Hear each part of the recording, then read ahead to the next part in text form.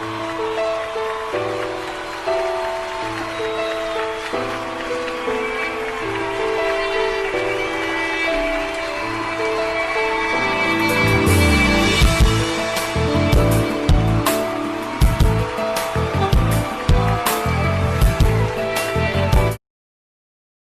வார்த்தைக்கு நேராக கடந்து போகலாம். யோவான் 17ஆம் அதிகாரம் 19ஆம் வசனத்தை வாசிக்க கேட்போம்.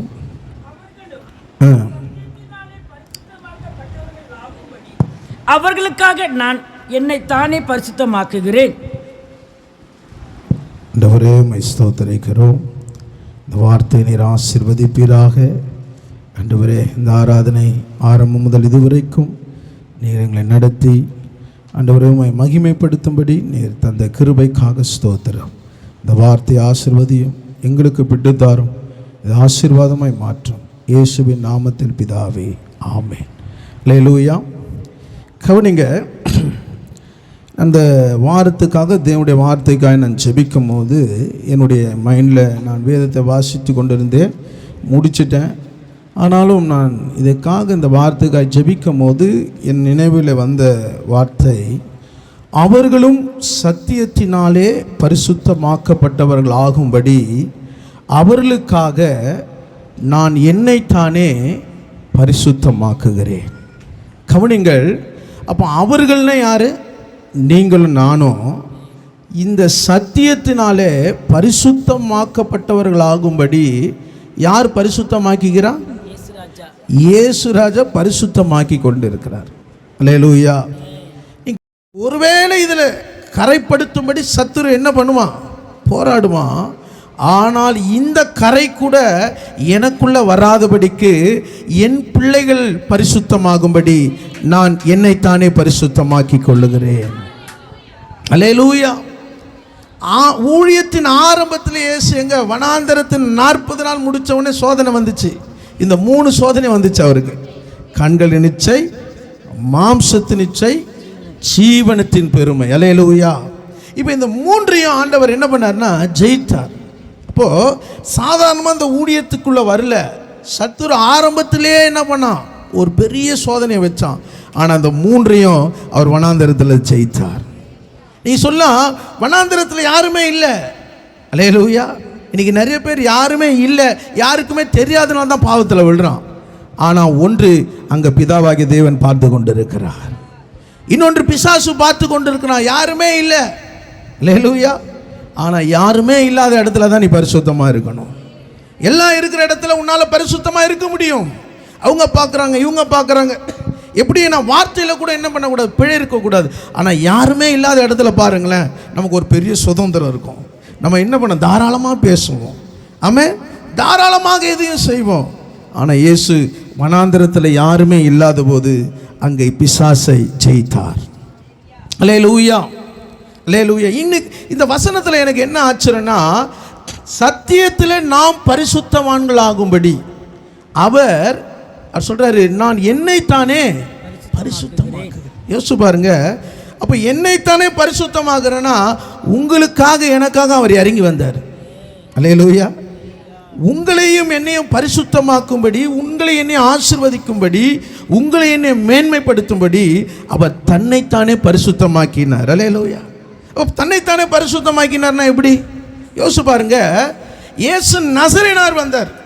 இப்போ நம்ம என்ன பண்ணுறோம்? தலைமுடியெல்லாம் என்ன பண்ணுறோம்? நல்லா நினச்சா வெட்டுறோம், நல்லா சீக்காய் போட்டு நல்லா பண்ணுறோம். என்ன பண்ணுறோம்? முடியை வளர்க்குறோம். ஆண்கள் என்ன பண்ணுறோம்? மாதத்துக்கு 2 மாதத்துக்கு ஒரு முறை, 1 மாதத்துக்கு ஒரு முடியை வெட்டுறோம். ஆனால் இயேசு கிறிஸ்து அவர் முடியை வெட்டலையா? அல்லேலூயா. காரணம் பார்த்தீங்கன்னா, அவர் நசரேயனாராக சவரங்கத்தை அவர் தலையில் பட்டதில்லை. அவர் ஆசைப்பட்ட ஊருக்கு போக முடியாது. எல்லாரும் நினைச்ச போல் எல்லாரிடத்துல பழக முடியாது. காரணம் ஏன் தெரியுமா? தனக்குள்ள ஒரு கட்டுப்பாடு இருக்கிறது. ஏன்னா என் பிள்ளைகளை பரிசுத்தமாக்கும்படி முதல் ஆதாம் நான் நம்பி கொடுத்தேன், என் பிள்ளைகளை பாவம் ஆண்டு கொண்டது. ஆனால் பிந்தின ஆதாமாகிய இயேசுவோ என் பிள்ளைகளை எப்படியாவது இந்த அடிமைதனத்திலிருந்து மீட்கும்படியாக தன்னை தானே பரிசுத்தமாக்கி கொண்டார். அவர் பாருங்க, பெரிய வயசு இல்லைங்க, 50 வயசு 60 வயசு வாழலைங்க, 33 வயசு. அல்லேலூயா. அவருடைய வாழ்க்கை ஆசை என்ன சாப்பிடணும், எங்கே போகணும், எல்லாத்தையும் தனக்குள்ள அடக்கி கொண்டு உங்களை பரிசுத்தமாக்கும்படி, உங்கள் பிள்ளைகளை ஆசீர்வதிக்கும்படி, நீங்கள் தலை நிமிர்ந்து இருக்கும்படி அவர் தன்னைத்தானே எல்லா ஆசைகளை அடக்கி கொண்டார். இப்போ நம்மளை இந்த இடத்துக்கு கொண்டு வந்திருக்கிறாரு. இப்போ நம்ம யாருக்காக வாழ்கிறோம்? யாருக்காக? இயேசுக்காக வாழ்கிறோமா? உண்மையாக சொல்லுங்கள், இயேசுக்காக நான் வாழ்கிறேன். இந்த இடத்துல இயேசுக்காக இருப்போம். ஆனால் இந்த எல்லையை தாண்டினா உங்களுக்காகவும் உங்கள் விருப்பத்துக்காகவும் உங்கள் குடும்பத்துக்காக நீங்கள் வாழ்ந்து கொண்டிருக்கிறீர்கள். இன்றைக்கு ஆண்டவர் பாரத்தோடு சொல்லுகிறார், நான் என்னைத்தானே பரிசுத்தமாக்குகிறேன். என்னைத்தான் ஏன்னா என் பிதா என்னிடத்தில் கொடுத்த என் பிள்ளைகள், என் ஜனங்களை சத்துரு எடுத்து கொண்டு போயிடக்கூடாது. சத்துரு போய் சேற்றில் விழுந்துடக்கூடாது, பாதாளத்தில் விழுந்துடக்கூடாது, நரகத்தில் போயிடக்கூடாதுன்னு என்னை நான் பரிசுத்தமாக்குகிறேன். இதை வாசிக்கும் போது எனக்கு ரொம்ப ஆச்சரியமாக இருந்தது. அல்லேலூயா. அப்போ உங்களுக்காக எனக்காகவே அவர் இறங்கி வந்தார். உங்களுக்காக எனக்காகவே அவருடைய நினைவு சிலுவை போன வரைக்கும் அதே நினைவு தான். என் பிள்ளைகள் தனக்கு சிலுவையில் எடுத்து கொண்டு போகும்போது கூட ஜனங்க அழுகுறாங்க. அவர் சொல்கிறாரு, எனக்காக அழாத, உனக்காக உன் பிள்ளைகளுக்காக அழு. இப்படி ஒரு அன்பை எங்கன்னா பார்த்துருக்குறோமா? தேடி போனால் கூட இந்தமாரி அன்பு கிடைக்கவே கிடைக்காது. ஆனால் நம்ம யாருக்காக வாழுகிறோம்? இன்னைக்கு பாரத்தோடு நான் பேசி கொண்டு இருக்கிறேன். யாருக்காக வாழ்கிறோம்? உன் விருப்பத்துக்காகவா? உன்னுடைய வாஞ்சைக்காகவா? அவரே தன்னை பரிசுத்தமாக்கி கொண்டு, அல்லேலூயா, நான் பரிசுத்தமாக, நீ சத்தியத்தை அறியணும். இன்னைக்கு சத்தியத்தை சொன்னால் உங்களுக்கு கசப்பாக இருக்கிறதா, கடினமாக இருக்கிறதா? ஏன் தெரியுமா? நீ பரிசுத்தமுள்ள ஜாதி, நீ வேறு பிரிக்கப்பட்ட ஜாதி, யாருடைய கலந்து இருக்கக்கூடாதபடி ஆண்டவர் உன்னை பிரித்தெடுத்த ஜாதி, நீ பரலோகத்துக்கு சொந்தமான ஒரு குடும்பம். அல்லேலூயா. அப்படி ஆண்டவர் உன்னை தெரிந்து கொண்டு தன்னை பரிசுத்தமாக்கி கொண்டார். அல்லேலூயா. யோசிச்சு பாருங்க, சிம்சோனை பெலிஸ்தர் எடுத்து மீட்கும்படி தான் சிம்சோனை என்ன பண்ணாரு? கர்த்தர் சிம்சோனுக்கு அந்த குடும்பத்தை கொடுத்தார். பிள்ளை இல்லை, ஆனால் சிம்சோனுக்கு கொடுத்தாரு. ஆனால் ஒரு தீர்மானம் கொடுத்தாரு, என்ன, உன் மேலே சவரங்கத்தை படக்கூடாது, நீ நசரேனா இருப்ப. ஆனால் அவன் கண்களுக்கு விரும்பினதை தேடி என்ன பண்ணனா, அந்நிய ஸ்திரீகளோடு அந்நிய தேசத்தாரோடு போய் அவன் கலந்திருந்தான். தனக்கு கொடுத்த மகிமையை, தனக்கு கொடுத்த அபிஷேகத்தை அவன் அற்பமாக எண்ணினான். அல்லேலூயா. ஆரம்பம் அவனுக்கு ஆசீர்வாதமாக இருந்த, முடிவு எப்படி இருந்தது? எப்படி இருந்தது? கண்களை இழந்திருந்தான். வேடிக்கையான ஒரு பொருளாக மாறினான். ஆண்டவர் உன்னை வேடிக்கையான பொருளாக அழைக்கலை, உன்னை அலங்காரமான கிரீடம் அவனை அழைச்சிருக்கிறார். ஆனால் இந்த ஸ்தலத்தில் வந்து நீ யாருக்காக வாழ்கிறாய்? உன் வீட்டுக்குள்ளே, நீ வெளியிலேருந்து உன் தனிப்பட்ட அறையில் நீ யாருக்காக வாழ்ந்து கொண்டு இருக்கிறாய்? யாருக்காக நீ வாழ்ற? எதற்காக வாழ்ற? உன் விருப்பத்தை நிறைவேற்றவா? உன் ஆசையை நிறைவேற்றவா? உன் சந்தோஷத்தை நிறைவேற்றவா? இயேசு கிட்ட போய் கேட்டிங்கன்னா, உங்கள் சந்தோஷம் என்ன ஆண்டவரே? என் பிள்ளைகளை நான் ரட்சிக்க வேண்டும், என் பிள்ளைகள் பரிசுத்தமாக வாழ வேண்டும். அல்லேலூயா. வாசிங்கள் யோவான் 1ஆம் அதிகாரம் 11ஆம் வசனம் வாசிங்க. யோவான் 1ஆம் அதிகாரம் 11ஆம் வசனம். அவர் தமக்கு சொந்தமானதிலே வந்தார், அவருக்கு சொந்தமானவர்களோ அவரை ஏற்றுக்கொள்ளவில்லை. அவர் எங்க வந்தாரு? சொந்தமான இடத்துல வந்தாருங்க. இன்னைக்கு நீங்களும் நானும் வாடகை இடையில இருக்கிறோம், ஆனால் சொந்த பூமியில் வந்தாரு. அவரை சொந்தமானவர்களோ ஏற்றுக்கொள்ளலை. சொந்த இஸ்ரவேல் ஜனம் ஏற்றுக்கொள்ளலை, யூத ஜனம் ஏற்றுக்கொள்ளலை. அல்லேலூயா, அல்லேலூயா. பாருங்க எப்படி இருக்கும். சொந்த இடத்துல வர்றாரு, ஒரு உரிமை பாராட்டலாம், அவங்கள அதிகாரம் செலுத்தலாம். ஆனால் என்ன பண்ணல? நீ ஏற்றுக்கொள்ளலையா? ஏற்றுக்கொள்ளாத பிள்ளைகள் இருக்கிறாங்கப்பா. என் வார்த்தை கேட்க வாஞ்சியா இருக்கிறாங்க. அல்லேலூயா. வாஞ்சியா இருக்கிற இடத்துல நான் போய் என்ன பண்ண போறேன்? என் வார்த்தையை சொல்லுகிறேன். அல்லேலூயா. அப்போ சொந்தமான இடத்துல வந்தார். அவர் சாதாரணமான ஏதோ ரோட்டில் போயிட்டு கோயில் கட்டுற தேவன் அல்ல. அல்லேலூயா. அதனால தான் ஆலயத்தை கட்டும் போது எல்லாத்தையும் என்ன பண்ணுறோம்? நேர்த்தியாக செய்கிறோம். ஏன்னா என் ஆண்டவர், அவர் வானமும் பூமியும் அவருடையது. அல்லேலூயா. அடுத்த வசனம் வாசிங்க. அவருடைய நாமத்தின் மேல் விசுவாசம் உள்ளவர்களாய் அவரை ஏற்றுக்கொண்டவர்கள் எத்தனை பேர்களோ அத்தனை பேர்களும் தேவனுடைய பிள்ளைகள் ஆகும்படி அவர்களுக்கு அதிகாரம் கொடுத்தார். கவனிங்க, அவர் நாமத்தின் மேல் விசுவாசம் உள்ளவர்களாய். ஒருவேளை யூதர் சொல்ல, நாங்கள் அவருடைய சொந்தம், ஆனால் அவங்க விசுவாசிக்கலைங்க, அவங்க ஏற்றுக்கொள்ளலைங்க. ஆனால் எங்கேயோ ஒரு மூலையிலிருந்து கடல் தாண்டி மலையை தாண்டி நீங்களும் நான் அந்த நாமத்தை விசுவாசிக்கிறோம் பாருங்க. அவருடைய பிள்ளைகளாகும்படி ஆண்டவர் உனக்கு அதிகாரத்தை கொடுத்திருக்கிறார். அல்லேலூயா. எத்தனையோ கடல் தாண்டி மலை தாண்டி அவருடைய உயிர்த்தெழுதின் வல்லமை நீ விசுவாசிக்கிறீங்க பாருங்க. இப்பொழுதும் அவருடைய நாமத்தினால் நீ எதை கேட்டால் ஆண்டவர் உனக்கு கொடுப்பார். ஆண்டவர் தோமா இடத்துல சொன்னார், என்னை கண்டு விசுவாசிக்கிறவளை காட்டிலும் என்னை காணாமல் விசுவாசிக்கிறேன். என்னை காணாமல் நான் இருக்கிறேன்னு என்னை நம்புகிறேன். என் பிள்ளைகள் கூப்பிடும்போது நான் மறு உத்தரவு கொடுப்பேன். அல்லேலூயா. உனக்கு மறு உத்தரவு கொடுக்காதவர் எத்தனை பேர் இருக்கலாம். ஆனால் நீ காணாமல் விசுவாசித்து அவருடைய ஆலயத்தில் வந்திருக்கிறீங்க பார்த்தீங்களா, ஆண்டவரும் கூப்பிடுதலுக்கு பதில் தருவார். அல்லேலூயா. ஆண்டவர் உனக்கு ஒரு அதிகாரத்தை கொடுத்துருக்கிறாரு. நீ இனி அடிமை இல்லை. அல்லேலூயா. அதிகாரத்தை பயன்படுத்தணுங்க. சத்துருக்கு மேலே உனக்கு அதிகாரத்தை கொடுத்துக்கிறாரு. நீங்கள் ஆண்டவருடைய பிள்ளையா இல்லையா? அல்லேலூயா. வீட்டுக்குள்ளேயும் நீ போகிற இடத்துலையும் அதை நீங்கள் உணரணும். என்ன உணரணுமா? நான் ஆண்டவருடைய பிள்ளை. பிசாசு உன்னை பார்த்து சொல்லணும், நீ தேவனுடைய பிள்ளை. அல்லேலூயா. உலகத்துக்கு தெரியாதுங்க, பிசாசுக்கு தெரியுங்க நீ யாருடைய பிள்ளைன்னு தெரியும். அல்லேலூயா. உன் நடக்கையை பார்த்து, உன் அந்தரங்க வாழ்க்கையை பார்த்து, உன் தனிப்பட்ட ஜீவத்தை பார்த்து பிசாசு சொல்லுவான், இது தேவனுடைய பிள்ளை. அல்லேலூயா. தேவனுடைய பிள்ளைன்னு சொல்லும் போதே பிசாசுக்கு என்ன வந்துடும்? பயம் வந்துடும். ஏன்னா ஆண்டவர் உனக்கு அதிகாரத்தை கொடுத்திருக்கிறார். அல்லேலூயா. 1 பேதுரு 1ஆம் அதிகாரம் 15ஆம் வசனம் வாசிங்க. 1 பேதுரு 1ஆம் அதிகாரம் 15ஆம் வசனம். உங்களை அழைத்தவர் பரிசுத்தராய் இருக்கிறது போல உங்கள் நடக்கை எல்லாவற்றிலேயும் உங்கள் நடக்கைகள் எல்லாவற்றிலும் பரிசுத்தராய் இருங்கள். பரிசுத்தராய். உங்களை அழைச்சு எதுக்கு அழைச்சுக்கிறாரு? எதுக்கு அழைச்சுக்கிறாரு? இஷ்டத்துக்கு நீங்கள் எப்படி இருக்கணும்னு அழைச்சுக்கிறாரு? இல்லைங்க. நம்ம கிறிஸ்தவர்னால ஒரு பரிசுத்தம் இருக்கும். நீங்கள் கையில் இருக்கிற வேதாகமத்துக்கு பேர் என்ன தெரியுமா? என்ன வேதாகமோ? கருப்பு புத்தகம் இல்லைங்க. அது பிஎல் புத்தகம் இல்லைங்க. அது பரிசுத்த புத்தகம். அதை படிக்கும் போதே உனக்கு ஒரு பரிசுத்தம் வந்துடும். அதை படிக்கும் போதே உனக்கு ஞானம் வந்துடும். அதை படிக்கும் போதே உனக்கு ஒரு தைரியம் வந்துடும். அதனால தான் நீ உனக்கு வாஞ்சோடு படிக்காதனால தான் உனக்கு தூக்கம் வருது. தூக்கம் வரும் உங்களுக்கு சொல்கிறேன். அல்லேலூயா. அல்லேலூயா. எத்தனையோ பேர் நீங்கள் எதை வேணா படிச்சிருங்க, ஆனால் நீ வேதத்தை படித்து உனக்குள்ளே தங்கிச்சுன்னா நீ என்னாச்சு? சாதிக்க போகிறேன்னு அர்த்தம். அல்லேலூயா. நீங்கள் எவ்வளோ மணி நேரம் ஜெபிக்கலாங்க, ஆனால் வேத வசனத்தை நீ ஒரு முறை வாசிச்சிட்டினாலே ஆண்டவர் என்ன பண்ண போகிறாரு? உனக்கு ஒரு வெற்றியை கொடுக்க போகிறாரு. இந்த வேதம் முத்திரிக்கப்பட்ட வேதம். எவ்வளோ பெரிய படித்த மருத்துவராக இருந்தாலும், எவ்வளோ அதிகாரியாக இருந்தாலும் இந்த வேதத்தை கொடுத்து படிக்க சொன்னால் தடுமாறுவாங்க. அது ஏன் தெரியுமா? இதை பரிசுத்தாவியானவர் பரிசுத்தவான்கள் மூலம் எழுதப்பட்டு இருக்கிறது. இதை படிக்கும் போது நீ ஜெபம் பண்ணிட்டு தான் படிக்கணும். நீ நினைச்சப்ப எடுத்து படிச்சிங்கன்னா தூக்கம் வர வைக்கிற ஒரு மாத்திரை. அல்லேலூயா. அல்லேலூயா. தூக்கமே வரலையா? வேதத்தை எடுத்து பாருங்க, படிச்சு பாரு, தூக்கம் வரும். ஆனால் அந்த தூக்கத்தை முழங்கால் பட்டு படிச்சு பாருங்க, கர்த்தர் உனக்கு ஒரு ஞானத்தை கொடுப்பார். அல்லேலூயா. உங்கள் நடக்கைகள் எல்லாவற்றிலும் பரிசுத்தமாக இருக்கு. நீ எங்கே நடந்து போகிற, நீ எங்கே போய் உக்காடுற, உங்களுக்கு தான் தெரியும். அல்லேலூயா. அங்கு இயேசு உக்காருவாரா? அல்லேலூயா. அங்கு இயேசு உக்காருவாரா? நீ எங்கே போய் பேசுகிற, இங்கே யாரோட போய் பேசுகிற, உங்கள் நடக்கை ரொம்ப முக்கியங்க. அல்லேலூயா. உங்கள் நடக்கைகள் எல்லாவற்றிலும் நீ பரிசுத்தமாக இருக்கு. இதை நான் கேட்கும் போது எனக்கு ஆச்சரியமாது. நாம் பரிசுத்தமாகும்படி அவர் தன்னைத்தானே பரிசுத்தமாக்கி கொண்டாராம். தன்னைத்தானே பரிசுத்தம்ன்றது எப்படின்னா, தன் ஆசைகள்லாம் தனக்குள்ளே புதைச்சிக்கினாராம். இன்னைக்கு எத்தனை பேர் தன் ஆசைகளை புதைச்சிட்டு வந்திருக்கிறோம்? முடியவே முடியாது. தன் ஆசைகளை நிறைவேற்றி கொண்டு இருக்கிறோம். அல்லேலூயா. ஆசைகளை நிறைவேற்றி கொண்டு தான் ஆராதிச்சுன்னுக்கிறோம். அல்லேலூயா. ஆனால் இயேசு உங்களை என்னை ரட்சிக்கும்படியாக, உன்னை என்னை பரிசுத்தமாக்கும்படியாக தன் ஆசைகள்லாம் குழி தோண்டி புதைச்சிருக்கிறார். அல்லேலூயா. அப்போ உங்கள் நடக்கை எப்படி இருக்கணும்னா பரிசுத்தமாக இருக்கணும். அல்லேலூயா.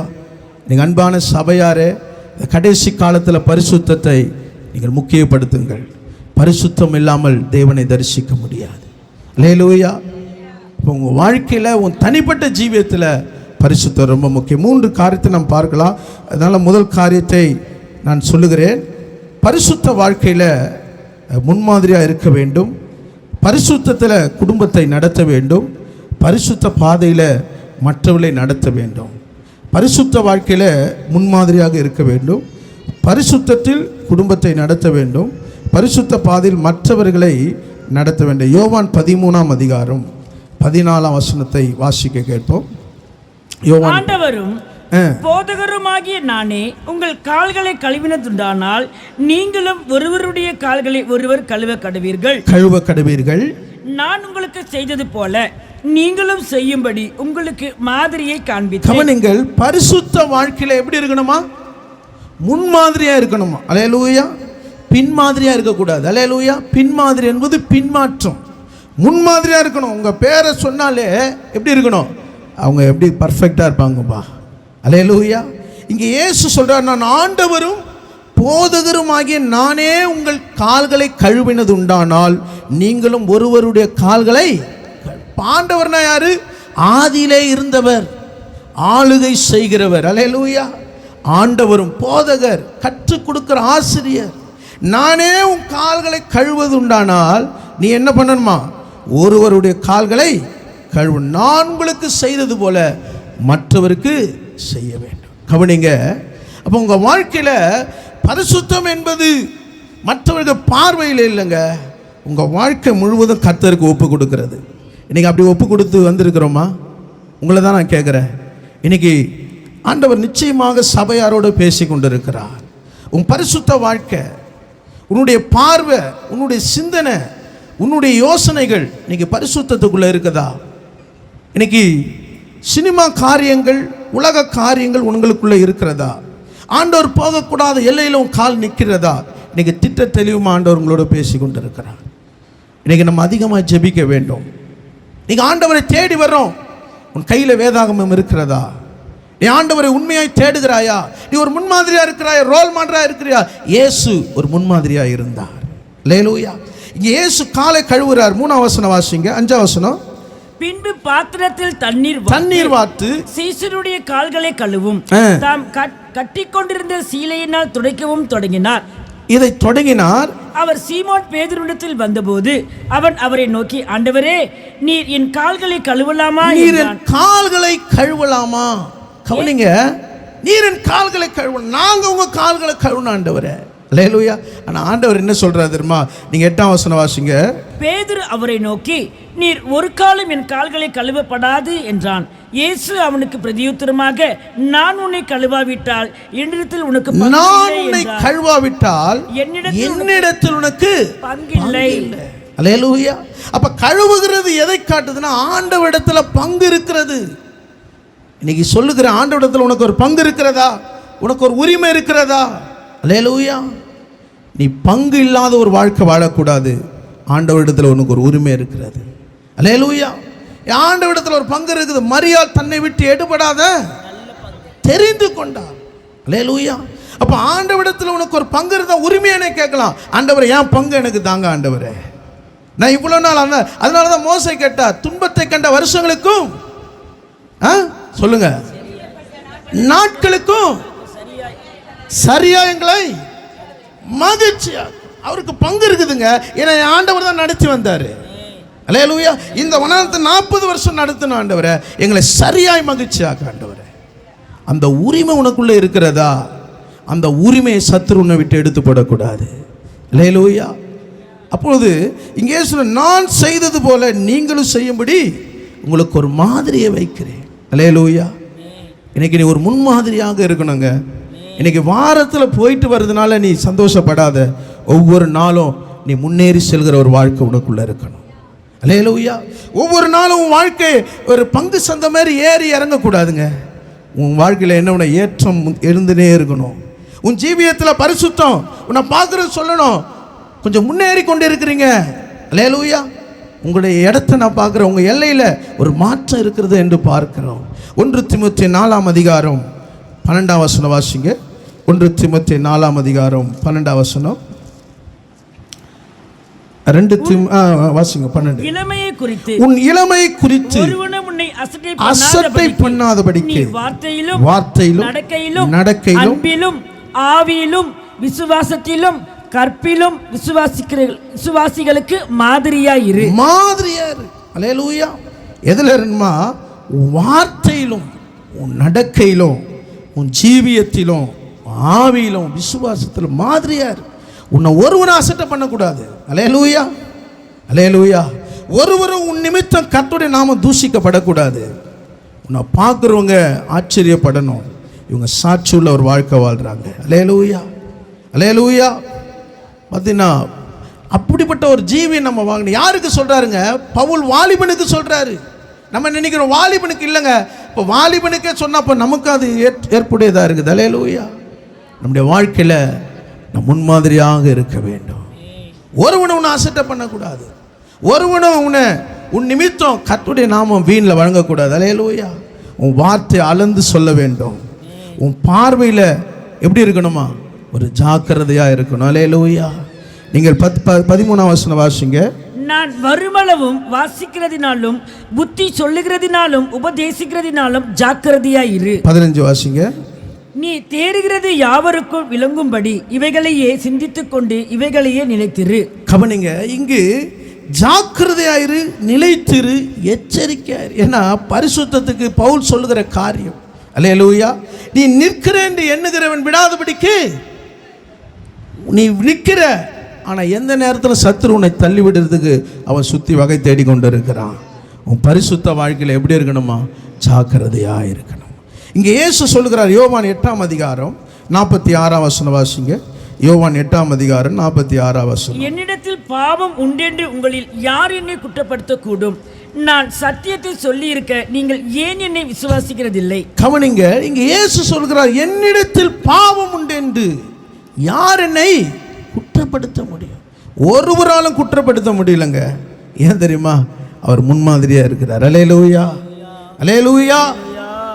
ஒருவனும் குற்றப்படுத்தாதபடிக்கு, ஒருவனும் கை நீட்டாதபடிக்கு அவர் எப்படி இருக்க? முன்மாதிரியா இருக்கிறார். இன்னைக்கு கிறிஸ்தவ ஜீவியத்தில் உன்னை குற்றப்படுத்தும்படி உன் குற்றத்தை குறிப்பார்த்து கொண்டிருக்கிற சத்துரு வகை தேடி கொண்டிருக்கிறான். ஆனால் உன் குற்றத்தின் நிமித்தம் உன் ரட்சிப்பை நீ இழந்துடக்கூடாது. அல்லேலூயா. சத்தியம். அதனால தான் சத்தியத்தை நம்ம ஆழமாய் கேட்க வேண்டும். சத்தியத்துக்குள்ளே நீ நடக்க வேண்டும். அல்லேலூயா. அதனால தான் சொல்றார், நீங்கள் சத்தியத்தில் பரிசுத்தமாகும்படி என்னைத்தானே நான் பரிசுத்தமாக்கிக்கிறேன்.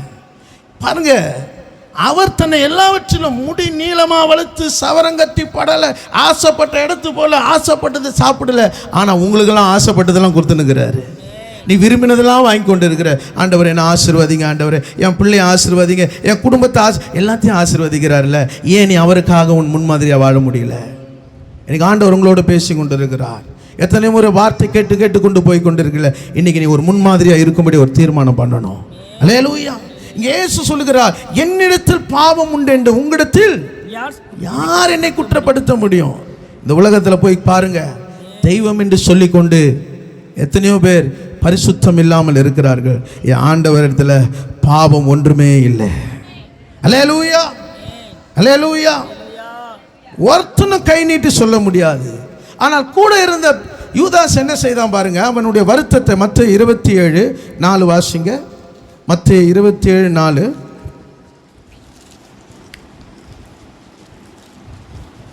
குற்றமில்லாத இரத்தத்தை நான் காட்டி கொடுத்ததினால் பாவம் செய்தேன் என்றான். அதற்கு அவர்கள், எங்களுக்கு என்ன, அது உன்பாடு என்றார்கள். இங்க மனசாப்படுகிறான் யூதாஸ். எப்போது அவர் மரணாக்கினைக்குள்ளாக தீர்க்கப்பட்டதை கண்டு, அவருக்கு தண்டனை விதிக்கப்பட்டதை கண்ட பிறகுதான் அவன் சொல்றான், குற்றமில்லாத ரத்தத்தை காட்டி கொடுத்துட்டையா, கலங்கமில்லாத ரத்தத்தையா, என்னை ஒரு நாளும் திட்டாத, என்னை ஒரு நாளும் விரோதிக்காத என் ஆண்டவரை நான் காட்டி கொடுத்துட்டேன். எப்போ மனசாப்பட்டான் தெரியுமா? பிசாசு உள்ளே வந்த பிறகு தான் மனசாப்பட்டான். ஆனால் பிசாசு உள்ளே போகாத வரைக்கும் அவன் மனசாப்பட்டிருந்தனா கர்த்தர் அவனுக்கு ஒரு விடுதலை தந்திருப்பார். இன்னைக்கு சொல்லுகிற, பிசாசுக்கு இடம் கூடாதிருங்கள். அவன் உள்ளே வந்துட்டானா நீ எவ்வளோ மனஸ்தாபப்பட்டினாலும், நீ மனம் திரும்ப நினைச்சாலும் உன்னால் கூடாத காரியம். இயேசுவோடு உறங்கி இயேசுடைய வார்த்தை கேட்டு பழகின அப்போஸ்தல பட்டத்தை பெற்ற யூதாஸ் அதை இழந்து போனான். எப்போ மனஸ்தாபப்பட்டான் தெரியுமா? அவர் மரண ஆக்கினை உள்ளாக்கப்பட்டதை தீர்த்த பின்பு, ஐயோ குற்றமில்லாத ரத்தத்தை காட்டி கொடுத்துட்டேன், என்ன பயன் இருக்குது? அல்லேலூயா. உள்ள சத்துரு வந்துட்டானே. அல்லேலூயா. பாருங்க, நீங்க 5ஆம் வசனம் வாசிங்க. அப்பொழுது அவன் அந்த வெள்ளிக்காசை தேவாலயத்தில் எரிந்துவிட்டு புறப்பட்டு போய் நான்று கொண்டு செத்தான். 30 வெள்ளிக்காசுக்காக தாங்க இயேசுவை போயிட்டு திருவிருந்து நேரத்தில் அவன் எழுந்து போனான் பாருங்க. அல்லேலூயா. பார்த்தான், இந்த வெள்ளிக்காசு என் ஆண்டவர் குற்றமில்லாத ரத்தத்தை என் ஆண்டவர் எனக்காக தன்னை பரிசுத்தமாக்கி கொண்ட இயேசுவை இனி இந்த காசு வேணாம் எரிந்து கொண்டான். ஆனால் வேதம் சொல்லுது நாண்டு கொண்டு மரித்து போனான். அல்லேலூயா. இன்னைக்கு ஒரு எச்சரிப்பை கர்த்தர் நமக்கு கொடுக்கிறார். இன்னைக்கு ஆண்டவர் குற்றமில்லாத ரத்தம். இன்னைக்கு இயேசு உன்னை நேசிக்கிறார். உன்னை பரிசுத்தமாக்கும்படி, உன் பிள்ளைகளை பரிசுத்தமாக்கும்படி அவர் தன்னை ஜீவ பலியாக ஒப்பு கொடுத்தார், பரிசுத்தமாக்கினார். ஆனாலும் நாம் எப்போது மனசாப்படுகிறோம்? யூதாசை போல மனசாப்படுகிறோமா? பேதுருவை போல மனக்கசந்து தேவராஜ்யத்துக்கு திரும்புகிறோமா? யோவான் 14:30 வாசிங்க. இந்த குறிப்பை நான் முடிக்கிறேன். யோவான் 14:30 வாசிங்க. இனி நான் உங்களுடனே அதிகமாய் பேசுவதில்லை, இந்த உலகத்தின் அதிபதி வருகிறான், அவனுக்கு என்னிடத்தில் ஒன்றுமில்லை. கவனிங்க, இனி உங்களிடத்தில் அதிகமா பேசலங்க. உலகத்தின் அதிபதி வரான். அல்லேலூயா. அவன் வந்தா அவனுக்கு என்னிடத்துல அவன் எதை பார்த்துனுக்கிறான்? உன் பணத்தையோ உன் நகையோ உனக்கு வச்சிருக்கிற வீட்டை பார்க்க மாட்டாங்க. உனக்குள்ள இருக்கிற ரட்சிப்பை அவன் திருடுகிறவன், உனக்குள்ள சாட்சியுள்ள வாழ்க்கை திருடுகிறவன். இயேசு சொன்னார், அவன் வரான், அவனுக்கு என்ன இடத்துல ஒண்ணுமே இல்லை. அல்லேலூயா, அல்லேலூயா. இன்னைக்கு சத்துரு உன்னிடத்துல வரும்போது நீ உன்னிடத்துல இருந்து அவன் திருடக்கூடாது. அவன் திருடனும் கொல்லவும் அழிக்கவும் வரான். பொய் அவனிடத்துல என்ன இல்லை? சத்தியம் இல்லைங்க. இயேசு இடத்துல சத்தியம் இருக்கிறது.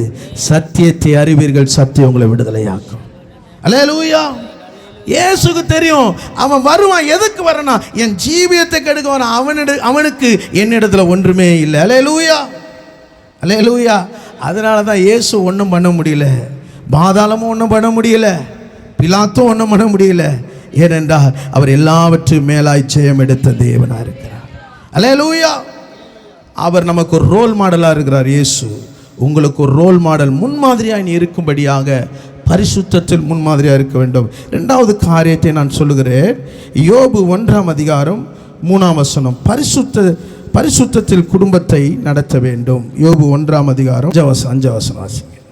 விருந்து செய்கிற அவரவருடைய நாள் முறை முடிகிற போது யோபு, ஒருவேளை என் குமாரர் பாவம் செய்து தேவனை தங்கள் இருதயத்தில் தூசித்திருப்பார்கள் என்று சொல்லி அவர்களை அழைத்து அனுப்பி பரிசுத்தப்படுத்தி அதிகாலமே எழுந்து அவர்கள் எல்லோருடைய லக்கத்தின் படியிலேயும் சர்வாங்க தகன பலிகளை செலுத்துவான்.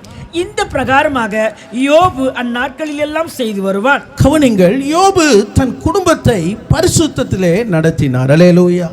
அப்ப பிசாசு அவனை எதுக்கு சோதிக்கிறான்? எப்படியாவது யோபு கர்த்தரை தூசிக்க வேண்டும். அல்லேலூயா. ஆனா பாருங்க, அவன் பார்த்தீங்கன்னா 11ஆம் வசனத்தில் அதை சொல்றான். ஆனா இங்கே யோபு 5ஆம் வசனத்தில் முந்தி கொள்ளுகிறார். தம் பிள்ளைகள் அவருடைய முறைமையின்படி 10 பிள்ளைகளில் ஒவ்வொரு நாளும் விருந்து செய்கிற நேரில் பிள்ளைகள் பாவம் செய்யலைங்க. ஒருவேளை, அல்லேலூயா, அது என்ன வார்த்தைனா, ஒருவேளை என் பிள்ளைகள் பாவம் செய்து. அல்லேலூயா. இவன் தேவனுக்கு பயப்படுகிற மனுஷன், உத்தம. ஆனா பாருங்க, அந்த வேதம் சொல்லுது, ஒருவேளை என் பிள்ளைகள் என் குமார பாவம் செய்து தேவனை தங்கள் இருதயத்தில் தூசித்து. அல்லேலூயா. என் இருதயத்தில் என் பிள்ளைகள் ஒருவேளை தூசித்தா அவன் அதிகாலை எழுந்து பிள்ளைகளுடைய லக்கத்தின்படி சர்வாங்க தகன பலியிட்டான். அல்லேலூயா. ஒரு தேவனுக்கு பயப்படுகிற மனுஷன், பொல்லாப்புக்கு விலக்குற மனுஷன் தன் குடும்பத்தை ஆதாயப்படுத்துமா. அல்லேலூயா. இன்னைக்கு பாருங்க, நம்முடைய ஜீவியத்தில் நம்ம சாட்சியா இருப்போம், நல்லா நம்முடைய வாழ்க்கையில் ஒரு ஜீவியம் இருக்கும். ஆனால் பிள்ளைகளுடைய வாழ்க்கையில் எல்லாமே எதிர்மறையாகவே இருக்கும். அல்லேலூயா. ஏன்னா சத்துரு எங்கே கலையை வச்சிருக்கிறான்? வெளியே வச்சிருக்க மாட்டான், வீட்டுக்குள்ளே தான் வச்சிருப்போம். அல்லேலூயா. அதனால வீட்டுக்குள்ள சத்துரு இருந்தாலும் நம்ம எப்படி இருக்கணும்னா, யோபை போல குடும்பத்தை என்ன பண்ணணுமா? பரிசுத்தத்தில் நடத்தணும். அல்லேலூயா. பாருங்க, ஒவ்வொரு நாளும் அவன் அதிகாலையில் எழுந்து ஒரு வேலையம் பிள்ளைகள் அவர்கள் பாவ சிந்தையை இருதயத்தில் தூசிக்க கூடாதுங்க. எவ்வளோ ஒரு பயம் இருங்க. அப்படி ஒரு பயம் நமக்கு இருக்கிறதா? ஒருவேளை நம்ம பிள்ளைகள் தவறு செய்கிறது அறிந்தும், தம் பிள்ளைகள் பாவம் செய்கிறது அறிந்தும் நம்ம என்ன பண்றோம்? ஜெபிக்கிறோமா? நம்ம ஜெபிக்காம இருக்கிறோம் பாருங்க, அதுதான் பாவம். ஆனால் அந்த பிள்ளைகள் பாவம் செய்யலைங்க. ஒருவேளை இந்த பிள்ளைகள் பாவம் செய்வோமானால், ஒருவேளை ஆண்டவரை தூசிக்குமானா, ஒவ்வொரு நாளும் சர்வாங்க தகனம் பலியிட்டான். எவ்வளோ ஒரு தேவனுக்கு பயந்த ஒரு மனுஷன். யோபின் காலத்தில் பாருங்க, அப்படிப்பட்ட ஒரு பரிசுத்த வாழ்க்கை. அதுதான் சத்துருக்கு பொறுக்க முடியல. இப்படி ஒரு நீதிமான், இப்படிப்பட்ட ஒரு தேவ பயந்து இருக்கிறானே, இவனை தான் என்ன பண்ணணும்? சோதித்து தேவனை தூசிக்க வைக்கணும். அன்பான தேவ சபையே, இன்னைக்கு யோபு நமக்கு ஒரு முன்மாதிரியாக இருக்கிறார். இன்னைக்கு நம்முடைய குடும்பத்தை எப்படி நடத்தி கொண்டு இருக்கிறோம்? இன்னைக்கு பிள்ளைகளை எப்படி பரிசுத்தத்தை நடத்துகிறோம்? உலக காரியத்தில் முன்ன செய், இதை செய், அதை பண்ணுன்னு முன்படுத்துகிறியே, அதெல்லாம் ஒரு நாள் என்ன பண்ணிடும்? உன் பிள்ளைகளை அவமானத்துக்குள்ளாக்கி உன்னை ஒரு ஓரமாக நிற்க வைக்கும். ஆனால் ஆண்டவருக்கு நீ முன்னிலைப்படுத்த உன் பிள்ளைகளை ஆண்டவர் உயர்த்தி கொண்டே இருப்பார். அல்லேலூயா. உன் பிள்ளைகளை சபைக்கு முன்னிலைப்படுத்துப்பார், ஆராதனை முன்னெடுத்து பரிசுத்தத்தில் முன்னெடுத்து ஒரு நாள் உன் பிள்ளைகள் உங்களோடு கூட உங்களை ஆதரித்து விசாரிக்கிற பிள்ளைகளை கர்த்தர் மாற்றுவார். அல்லேலூயா. நம்ம அதை செய்யறது இல்லை பாருங்க. அல்லேலூயா. ஆண்டவரை முக்கியப்படுத்தினா ஆண்டவர் உன் பிள்ளைகளை முக்கியப்படுத்துவா. நீ மறந்துட்டினா உன் பிள்ளைகளை நான் மறந்துடுவேன்னு ஆண்டவர் சொல்றாரு. அல்லேலூயா. அல்லேலூயா. பரிசுத்தத்தில் இன்னைக்கு நாம ஓடுறோங்க, நாம சத்தியத்தில் நிற்கிறோம். ஆனால் பிள்ளைங்க எப்படி இருக்குது? நீ கண்டித்து நடத்த வேண்டிய நேரத்தில், பிரம்பை கையாட வேண்டிய நேரத்தில், ஆலோசனை கொடுக்க வேண்டிய நேரத்தில் நீ ஆலோசனை கொடு. அதற்கு மிஞ்சினதை கர்த்தர் பார்த்துப்பாரு. அல்லேலூயா. அவர் பெரம்பை எடுத்துட்டாருன்னா ஒருத்தனால நிற்க முடியாது. அல்லேலூயா. அல்லேலூயா. அவர் தொட ஆரம்பிச்சிட்டாருன்னா எவனும் வணைந்து கொடுக்கவே முடியாது. அல்லேலூயா. அவர் சொல்ல ஆகும், அவர் கட்டளையிட்டா நிற்கும். நீ நடத்த வேண்டிய வழியில் உன் பிள்ளைய நடத்து, பரிசுத்த முக்கியப்படுத்து. நீ பரலோகத்துக்கு போயிட்டு உன் பிள்ளை நடுவில் நிற்க கூடாது. ஐயோ எனக்கு சொல்லலையே, சொல்லி நான் கேட்கலையே இருக்கக்கூடாது. கண்ணீர் விட வேண்டிய நேர காலத்தில் உன் பிள்ளைகளுக்காக கண்ணீர் விடு. ஆண்டவர் அதை துருத்தில வச்சிருக்கிறாரு. அல்லேலூயா. யோபு பாருங்க, 10 பிள்ளைங்க, 10 பிள்ளைங்களையும் ஆண்டவருக்கு என்று பரிசுத்தப்படுத்தினா. 10 சத்துரு எடுத்தான், ஆனா மீண்டும் 10 கர்த்தர் கொடுத்தாரு. அந்த 10 எங்கன்னா கர்த்தருடைய கரத்தில் இருக்குது. அல்லேலூயா. அல்லேலூயா. ஆண்டவருடைய கரத்தில் ஒருவனும் பறித்து கொள்ளவே முடியாது. ஆதியாகமம் 18ஆம் அதிகாரம் 19ஆம் வசனம் வாசிங்க.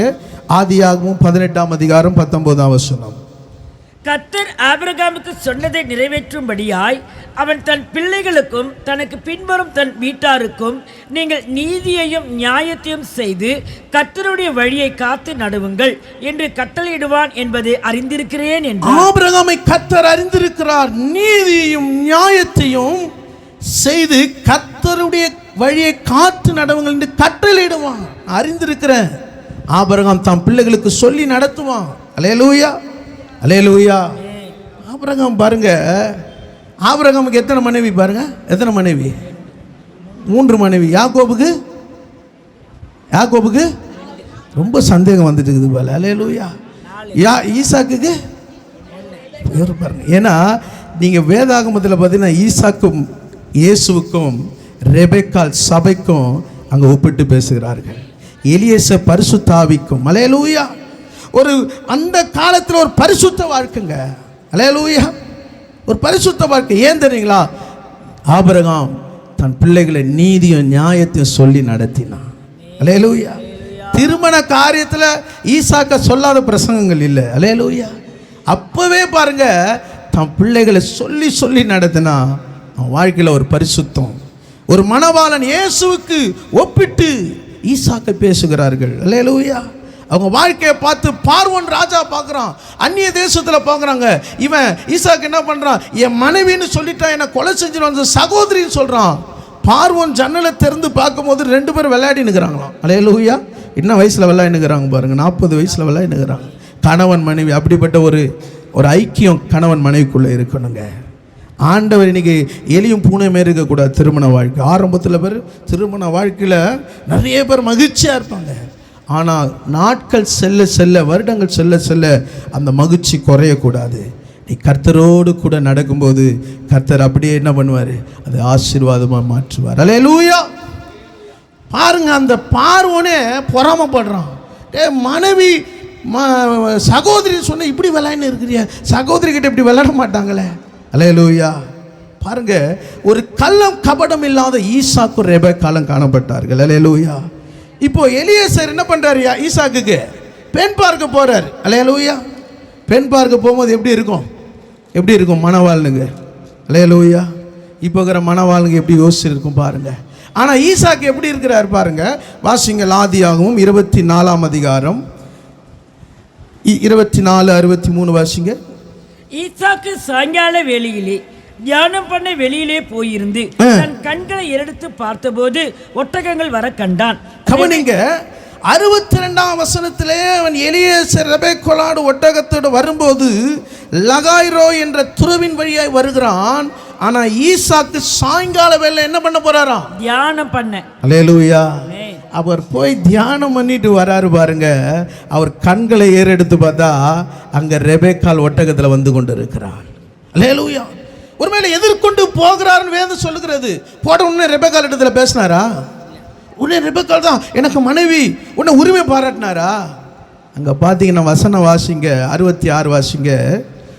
ஊழியக்காரன் தான் செய்த சகல காரியங்களையும் ஈசாக்குக்கு விவரித்து சொன்னான். அல்லேலூயா. அங்க போன உடனே நான் ரெபெக்காளை சந்திச்சேன், துறவேண்ட போனேன், நான் இருதயத்தில் வேணேன். அங்கே நான் நினைச்சு பார்க்காம ஒட்டகத்துக்கும் எனக்கும் தண்ணி வார்த்து அங்கே இடத்தை கொடுத்து பராமரித்து சொந்த தேசத்தை விட்டு இந்த ரெபெக்காள் வந்தால் சொன்ன உடனே இப்போ ஈசாக்கு என்ன பண்றாரு தெரியுமா? ஈசாக்கு என்ன பண்றாரு? அடுத்த வசனம் வாசிங்க. அப்பொழுது ஈசாக்கு தன் தாய் சாராளுடைய கூடாரத்துக்கு அழைத்து கொண்டு போய் அவளை தனக்கு மனைவியாக்கி கொண்டு அவளை நேசித்தான். ஈசாக்கு தன் தாய்க்காக கொண்டிருந்த துக்கம் நீங்கி ஆறுதல் அடைந்தான். தன் முதிர் வயதில் இருந்த தாய் இழந்திருக்கிற துக்கம் அந்த கூடாரத்தில் இருந்ததுங்க. அல்லேலூயா. ஆனா அவன் தியானம் பண்ண தேவனை நோக்கி ஜெபிக்கும் போது கர்த்தர் அவனுக்கு ஒரு நேசத்தை கொடுத்தார். அல்லேலூயா. அவனை மனைவியாக்கி கொண்டு அவளை என்ன பண்ணானா? நேசித்தான். அல்லேலூயா. அதனால தாங்க அவன் கண் மங்களா இருக்கும்போது அவன் ஆசீர்வாதத்தை யாக்கோபும் ஏசாவும் என்ன பண்ணாங்க? என் தகப்பனுடைய கரங்கள் எங்க மேல படணும். அல்லேலூயா. என்ன அப்படிப்பட்ட ஒரு பரிசுத்தவானுங்க. கடைசி கூட அவர் நாக்கு என்ன பண்ணல? ருசி குறையிலங்க. சாகிறதுக்கு முன்னாடி என்ன பண்ணாரு? என் ருசிக்கு நல்ல ஒரு ஆகாரத்தை எடுத்துன்னு வந்தாங்க. கடைசி வரைக்கும் நல்ல முதிர்ந்த வயதில் வரைக்கும் கர்த்தர் ஆசீர்வதித்தார். ஏன் தெரியுங்களா? அல்லேலூயா. அவர் வாழ்க்கையில் தன் தகப்பனிடத்தில் என்ன பண்ணாரு? பரிசுத்தத்தில் கற்று நடத்தினார். அவர் நினைச்சிருந்தா என்ன பண்ணியிருக்கலாம்? ரெபெக்கா ஊருக்கு போயிருக்கலாம். அல்லேலூயா. ஆனால் போலங்க. ஒன்று தெரியும், என் ஆண்டவர் ஒரு ஏற்ற துணை எனக்கு கொண்டு வருவார். அல்லேலூயா. ஆனால் ஆபிரகாம் மரிச்சிட்டார். 25ஆம் அதிகாரம் 11ஆம் வசனம் வாசிங்க. 25ஆம் அதிகாரம் 11ஆம் வசனம். ஆபிரகாம் மரித்த பின் தேவன் அவன் குமாரனாகிய ஈசாக்கை ஆசீர்வதித்தார். லாகாய்ரோயி என்னும் துறவுக்கு சமீபமா ஈசாக்கு குடியிருந்தான். ஆபிரகாம் நடத்தினாங்க, பரிசுத்தத்தில் நடத்தினான். ஆனா ஆபிரகாம் மரிச்சிட்டான். ஆனா கர்த்தர் ஆபிரகாமின் தேவன் மரிக்கலங்க. நீ ஆராதிக்கிற தேவன் உன் பிள்ளைகளை மறந்து போகவே மாட்டார். நீ பரிசுத்தத்தில் நடத்தினா நீ இந்த சந்ததியை பார்க்காம போனாலும் கர்த்தர் உன் பிள்ளைகளை சந்ததி சந்ததியாய் ஆசீர்வதிக்கிற தேவன். லகாய்ரோய் என்றால் நீர் என்னை காண்கிற தேவன், நீர் என்னை காண்கிற தேவன்.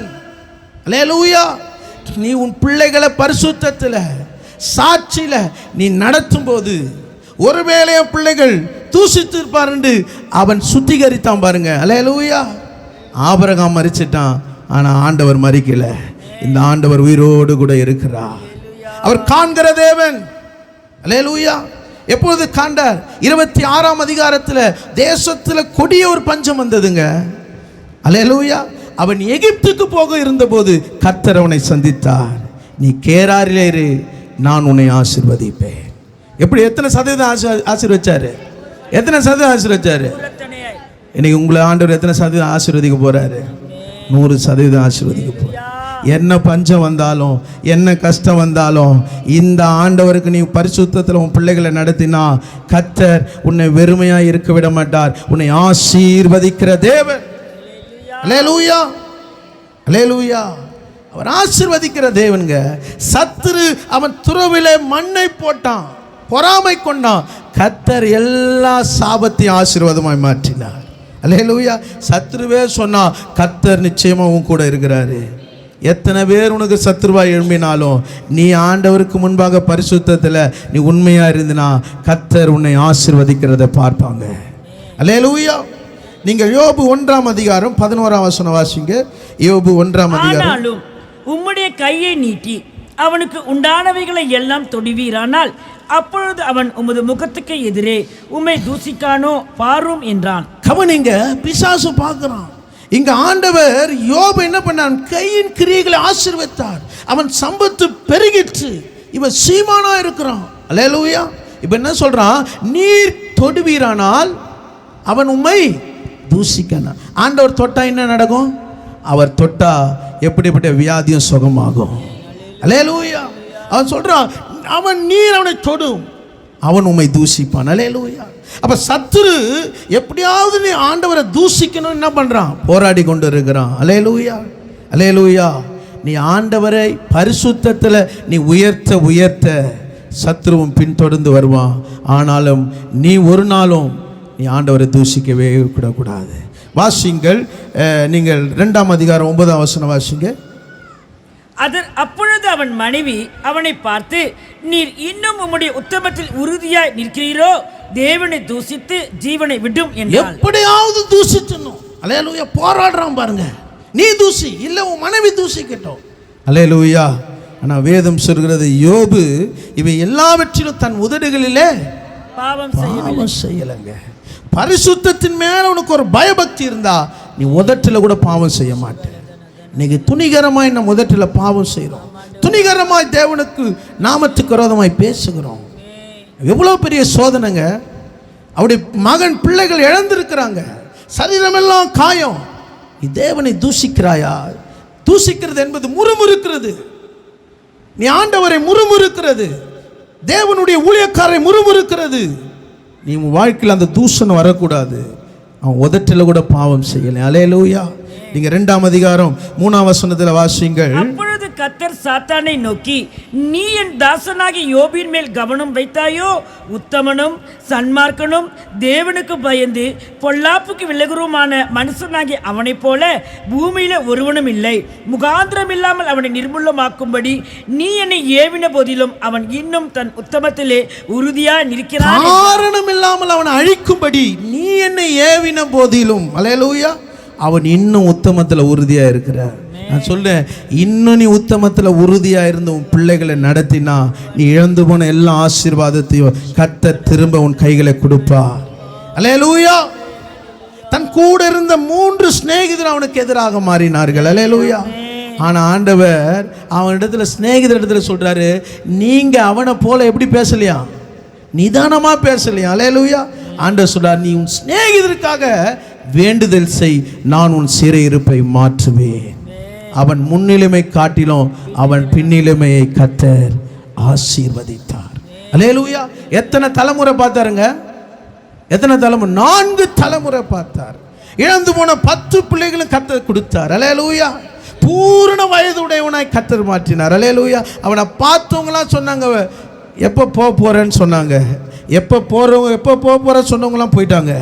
ஆனால் 4 தலைமுறைகளை பார்த்தான் கர்த்தர். அவன் நீடிய பொறுமையை பார்த்தான். அவன் பிள்ளைகளை நடத்தினான், பரிசுத்தத்தை நடத்தினான்.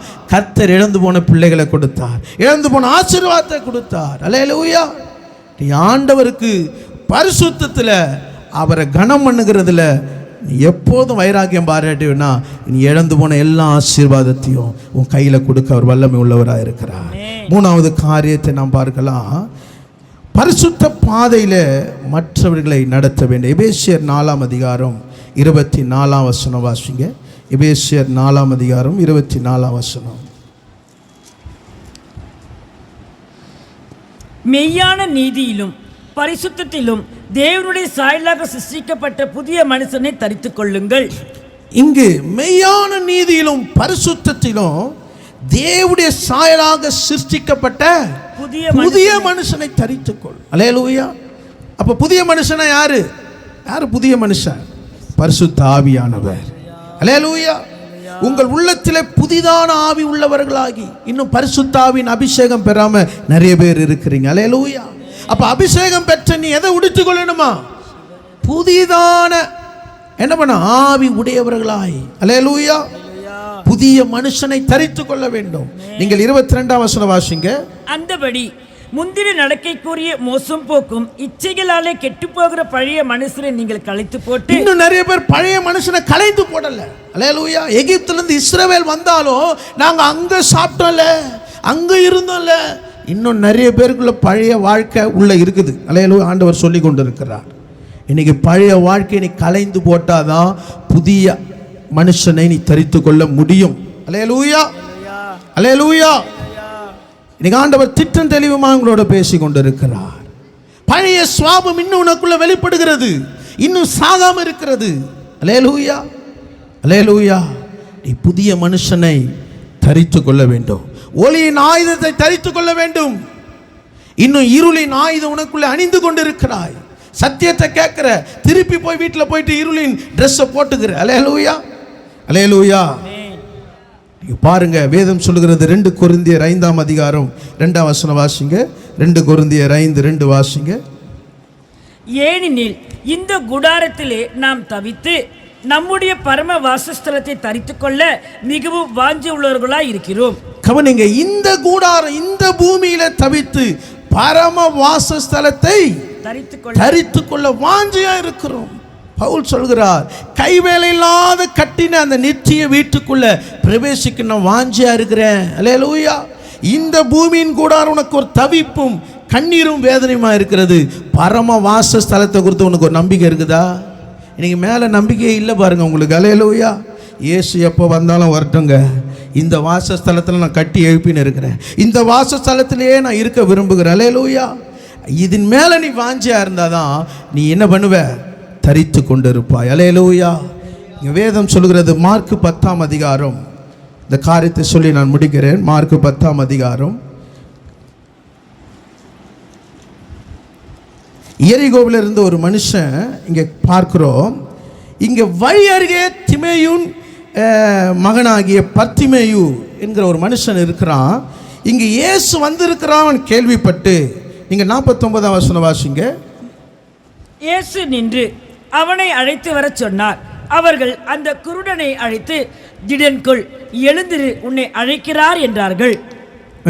உடனே அவன் தன் மேல் வஸ்திரத்தை எழுந்துவிட்டு எழுந்து இயேசுவிடத்தில் வந்தான். இங்கு கவனிங்கள், வழி அருகே உட்கார்ந்து கொண்டிருக்கிறான். இயேசு அவனை அழைத்து, திடன்கொள், எழுந்திரு, உன்னை அழைக்கிறார் சொன்னார். இப்போ அவன் என்ன செய்தான் தெரியுங்களா? தன் மேல் வஸ்திரத்தை எரிந்து போட்டாங்க. அப்போ குருடருக்குன்னு ஒரு வஸ்திரம் இருக்கிறது, குஷ்டரோகிக்குன்னு ஒரு வஸ்திரம் இருக்கிறது, பழைய வஸ்திரங்கள் அவர்கள் என்ன பண்றாங்க இருக்கிறது. அந்த வஸ்திரத்தை அவன் எரிந்துட்டான் பாருங்க. ஏன் தெரியுங்களா? இந்த வஸ்திரம் இன்னைக்கு எனக்கு அடையாளம் இல்லை, இனி நான் குருடன் அல்ல, கர்த்தர் என் கண்களை திறக்க போகிறார். இன்னைக்கு ஆண்டவர் உங்களை அழைச்சிருக்கிறார், பரிசுத்தத்திற்கு அழைச்சிருக்கிறாரு. இன்னும் நிறைய பேர் அந்த வஸ்திரத்தை போட்டுன்னு இருக்கிறோம். அல்லேலூயா. அந்த வஸ்திரத்தை போட்டு கொண்டு இருக்கிறபடினால்தான் உன்னாலே புதிதான மனுஷனாய் நீ இருக்க முடியல. அல்லேலூயா. உன்னால இன்னும் எழும்ப முடியல. அவன் எழுந்திருந்து அந்த மேல் வஸ்திரத்தை எரிந்துட்டான். அல்லேலூயா. நிறைய பேருக்கு என்ன பண்றீங்கன்னா, எரிந்துட மனது இல்லைங்க, இயேசுவோட நடக்க மனது இல்லை. இல்லை அந்த வஸ்திரம், அந்த வாழ்க்கையோட நான் ஒட்டி போய் வாழ்ந்துனுக்கிறேன். இல்லை, இன்னைக்கு ஆண்டவர் திட்டம் தெளிவாக அவங்களோட பேசுகிறார். உன்னை சத்தியத்தில் பரிசுத்தமாகும்படி என்னை நான் பரிசுத்தமாக்குகிறேன். அல்லேலூயா. என் வஸ்திரத்தெல்லாம் உறிஞ்சிட்டாங்க, என் வஸ்திரத்தை பங்கிட்டு கொண்டார்கள். நான் எவ்வளோ அவமான நிந்தைக்குள்ள போனேன், ஆனாலும் சிலுவையிலே நான் ஜெயித்திருக்கிறேன். அல்லேலூயா, அல்லேலூயா. இப்போ இயேசுக்கு நான் உனக்கு என்ன செய்யணும் கேட்கிறாரு. நான் சொன்னேன், நான் பார்வை அடையணும். நீங்கள் 52ஆம் வசனம் வாசிங்க. இயேசு அவனை நோக்கி, நீ போகலாம், உன் விசுவாசம் உன்னை ரட்சித்தது என்றார். உடனே அவன் பார்வையடைந்து வழியிலே இயேசுவுக்கு பின் சென்றான். இயேசு உன் கண் திறக்கப்படுவாய் சொன்னாரா? சொன்னாரா? என்ன சொன்னாரு? விசுவாசம். என்ன சொன்னாரு? நீ போகலாம். இதே உங்களுக்கு அந்த சூழ்நிலை நீங்க வந்து பாருங்க. இப்ப நீங்க கண்ணு தெரியல, இப்ப ஆண்டவரை கூப்பிடுறீங்க. இப்ப நீங்க என்ன எதிர்பார்ப்பீங்க? என்ன எதிர்பார்ப்பீங்க? என் கண்ணை அவர் தொட்டு எனக்காக நல்ல பலத்தோட ஜெபம் பண்ணி, அப்படி ஜெபம் பண்ணாதான் நீங்க விசுவாசிப்பீங்க. ஆனா அந்த குருடனை பார்த்து என்ன சொன்னாரு? நீ போகலாம், விசுவாசம் உன்னை ரட்சித்தது. அல்லேலூயா. அதுதாங்க விசுவாசம். அல்லேலூயா. உன் விசுவாசம் உன்னை ரட்சித்தது. இன்னைக்கு நிறைய பேர் மனுஷர் மேல விசுவாசத்தை வைக்கிறோம். இன்னைக்கு ஆண்டவர் சொல்ற, உன் விசுவாசம் உன்னை ரட்சித்தது. அவன் கண்களை திறக்கப்படுதில்லை, இயேசு என் சொந்த ரட்சகர் என்பதை விசுவாசித்தான். இன்னைக்கு இரட்சகராக இயேசு உனக்குள்ள இருக்கிறாரா? அவன் பார்வையடைந்து வீட்டுக்கு போனானா? எங்க போனான்? எங்க போனான்? இயேசுக்கு பின்னாடி போனாங்க. இயேசுவின் பின்னால் நான் செல்வேன், திரும்பி பார்க்க மாட்டேன், திரும்பி பார்க்க மாட்டேன். இயேசுவின் பின்னால் நான் செல்வேன், திரும்பி பார்க்க மாட்டேன், திரும்பி பார்க்க மாட்டேன். சிலுவையை முன்னால், உலகமே பின்னால், சிலுவையை முன்னால், உலகமே பின்னால், இயேசு சிந்திய இரத்தத்தினாலே எங்கும் விடுதலையே. இயேசு சிந்திய இரத்தத்தினாலே எங்கும் விடுதலையே. இயேசுவின் பின்னால் நான் செல்வேன், திரும்பி பார்க்க மாட்டேன், திரும்பி பார்க்க மாட்டேன். இன்னைக்கு ஆண்டவர் உன் கண்களை திறந்திருக்கிறாரு, உன் இருதயத்தை திறந்திருக்கிறாரு. இனி உன் காலு இயேசு இல்லாத இடத்துக்கு போகக்கூடாது. இயேசு பார்க்கக்கூடாத இடத்துல உன் கண்கள் பார்க்கக்கூடாது. இயேசு பேசக்கூடாத இடத்துல நீ பேசக்கூடாது. நீ பரிசுத்தத்துக்கு என்று அழைக்கப்பட்டு இருக்கிறாய். உன்னை பார்க்குறவங்க சொல்லணும், இது இயேசுவின் பிள்ளை, இயேசுவின் மகள்னு சொல்லணும். இன்னைக்கு திட்டம் தெளிவுமா சொல்றார், எத்தனை முறை சொல்லுகிறார். இனி உலக காரியம், உலக வழிபாடு, உலக பாரம்பரியம், எந்த சினிமா கூட நமக்குள்ள வரக்கூடாது. நீங்க திட்டம் தெளிவாக நம்மளோட பேசி கொண்டிருக்கிற வாலிப சகோதரன், உங்க ஸ்டேட்டஸ்லையும் சொல்றேன், உங்க தனிப்பட்ட ஜீவியத்திலும் இன்னைக்கு திட்டம் தெளிவாக ஆண்டவர் தன்னைத்தான் பரிசுத்தமாக்கி கொண்டிருக்கிறார். இன்னைக்கு தேவ சமூகத்தில் நீ மன்றாட வேண்டிய ஒரு நேரம் வந்து இருக்கிறது. உன் பிள்ளைகளுக்காக அழ வேண்டிய ஒரு நேரம் வந்து இருக்கிறது. பரிசுத்தம் இல்லாதவர்களை சத்துரு மடங்கடித்து கொண்டிருக்கிறான். இன்னைக்கு சத்துரு அநேகர் விட தள்ளி கொண்டிருக்கிறான். விபத்துக்களினாலே, மரணத்தினாலே. நீ பரிசுத்தத்தில் நிற்பாயன்னா கர்த்தர் உங்களையும் குடும்பத்தையும் ஆசீர்வதிப்பார். எல்லாம் கண்களை மூடி ஆண்டவரை நோக்கி பார்ப்போம். அல்லேலூயா. நன்றி. எல்லாம் முழங்கால் படிட்டு ஆண்டவரை நோக்கி பார்ப்போம். Thank you Jesus, thank you Jesus. நன்றி செலுத்துகிறோம், நன்றி செலுத்துகிறோம் ஆண்டவரே. Thank you Lord, thank you Jesus. இயேசுவே மை ஸ்தோத்திரிக்கிறோம். இன்னைக்கு ஆண்டவர் நம்மை ஆசீர்வதிக்கும்படி, நம்மை மேன்மை பாராட்டும்படி, நம்மை உயர்த்தும்படி அவர் தன்னை தான் பரிசுத்தமாக்கி கொண்டார். ஆண்டவரே மை ஸ்தோத்திரிக்கிறோம். அன்பான சபையாருக்காக, குடும்பங்களுக்காக, ஆண்டவரே இந்த யூடியூபில் பார்க்கிற ஒவ்வொருவருக்காக ஆண்டவரே உங்களுடைய சத்தியம் அவர்களை பரிசுத்தமாக்கும். என்னை தான் பரிசுத்தமாக்குவேன். நீங்க எங்களுக்காக பரிசுத்தமாக்கி கொண்டீங்க, நாங்க உங்களுக்காக பரிசுத்தமாகணும் ஆண்டவரே. எங்க பிள்ளைகள் பரிசுத்தமாகணும் ஆண்டவரே. நாங்கள் மற்றவர்களை பரிசுத்தத்தில் நடத்தணும் ஆண்டவரே. ஆண்டவரே நீர் உதவி செய்வீராக. ஒவ்வொருவரையும் ஆசீர்வதியும். இயேசுவின் நாமத்தில் ஜெபிக்கிற நல்ல பிதாவே, ஆமென். என் ஆத்துமாவே கர்த்தரை ஸ்தோத்திரி, என் மூலமே பரிசுத்த நாமத்தை ஸ்தோத்திரி. என் ஆத்துமாவே கர்த்தரை ஸ்தோத்திரி, கர்த்தர் செய்த சகல உபகாரங்களை மறவாதே. ஆமென்.